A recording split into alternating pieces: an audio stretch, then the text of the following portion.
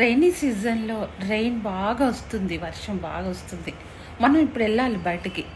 ఏం చేస్తాం? మనం అంబ్రెల్లా తీసుకొని ఎలా హ్యాపీగా వెళ్ళిపోతాం. అలా అని సమ్మర్లో కూడా బయట టెంపరేచర్ ఫుల్ హీట్. మనం ఏం చేస్తాం? ఇప్పుడు అర్జెంట్ వెళ్ళాలి, మనం ఒక గొడుగు తీసుకొని వెళ్ళిపోతాం బయటికి కదా. ఇది రైన్ని తిట్టుకోం మనం. ఇటు సమ్మర్లో కూడా మనం ఇలా ఎండ గురించి తిట్టుకోం. దేని పని అది చేసుకుంటూ పోతుంది. అలానే మన ఫ్యామిలీస్లో కూడా కొన్ని ఫ్యామిలీస్లో ఏదో ఒక ప్రాబ్లం ఉంటూనే ఉంటుంది. మరి ఇలా ఉన్నప్పుడు మనం ఏం చేయాలి? ధ్యానం చేయాలి.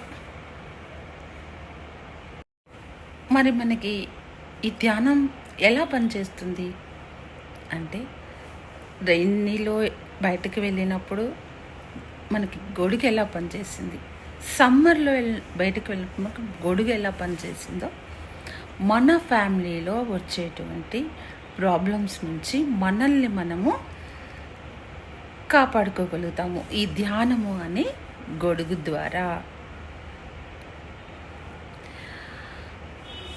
అంతేకాని మనము ఈ ఫ్యామిలీలో ఈమె వలన ఎలా ఉంది నాకు, అతని వలన ఇలా ఉంది నా లైఫ్ అని ఎవరిని తిట్టుకోకూడదు, ఎవరిని బ్లేమ్ చేయకూడదు. ఇది అంత రాంగ్.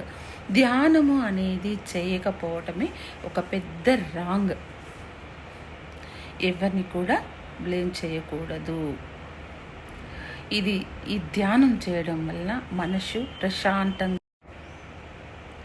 ఎవరిని బ్లేమ్ చేయడం అనేది చాలా ఒక పెద్ద రాంగ్. ధ్యానం చేయకపోవడం పెద్ద రాంగ్, ఇంకా అంతే. ధ్యానంతో మనకి ఎన్ని సమస్యలు ఉన్నప్పటికీ మన మనస్సు కుదుటపడుతుంది. మన ఫ్యామిలీకి ధ్యానము అంబ్రెల్లా, గొడుగు. ఓకే.